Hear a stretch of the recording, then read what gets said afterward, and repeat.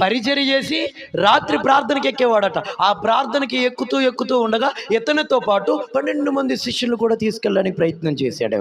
ప్రభుకు స్తోత్రం.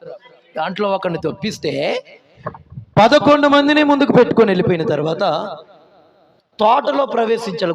గెత్సేమనే తోటలో ప్రవేశించాలి. తోట అది.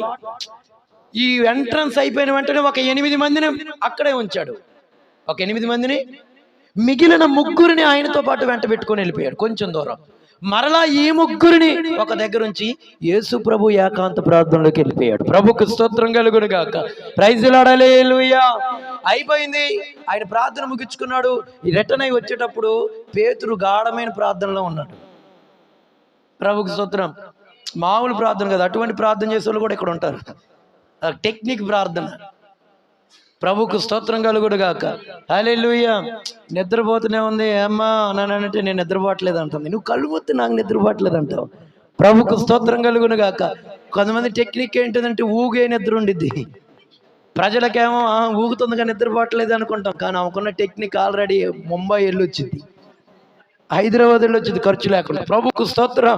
వచ్చి అంటున్నాడు, సీమోను పేతురు, ఒక్క గడియ కూడా మేల్కొని ఉండలేవా? మీరు శోధనలో ప్రవేశించకుండా ఉండినట్లు మెలకువతో ప్రార్థన చేయాలి. ప్రభుకు స్తోత్రం కలుగును గాక. ప్రైజ్ లార్డ్, హల్లెలూయా. రెండోదిగా ఏ రీతిగా ప్రార్థన చేస్తే మనం వర్ధిల్లుతామో తెలుసా? మెలకువతో ప్రార్థన చేయాలి. మెలకువతో ప్రార్థన. ప్రభుకు స్తోత్రం. హల్లెలూయా. రాత్రంతయు శ్రమ పడినా రాలేదు ప్రభు జయము. ఎవరి గురించి అనుకున్నారు? ఇది పేతురు గురించి రాశాడు. చేపలు పట్టడానికి రాత్రంతా వెళ్ళాడట. జయం మాత్రం ఒక్క చేప కూడా. ప్రభుకు స్తోత్రం కలుగును గాక. అదేంటో కృపేంటో, రాత్రంతా కూడా అమ్మ ఈ రాత్రి మీ డోకరా డబ్బులు పడతాయని చెప్పారనుకోండి, నిద్ర ఉండిద్దా? మన ఇంట్లో వాళ్ళకి నిద్ర ఉండిద్దా?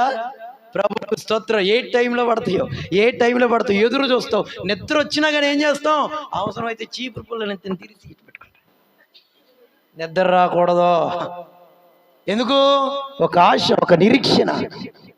ఎందుకు? డబ్బులు పడుతున్నాయి. నేను అంటున్నాను, అంతకంటే శ్రేష్టమైనది ప్రార్థన కాదా? ప్రభుకు స్తోత్రం కలుగును గాక.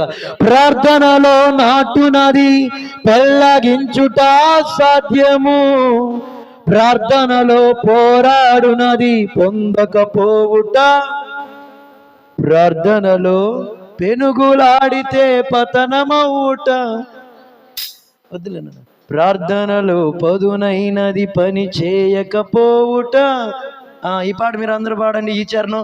ప్రభువా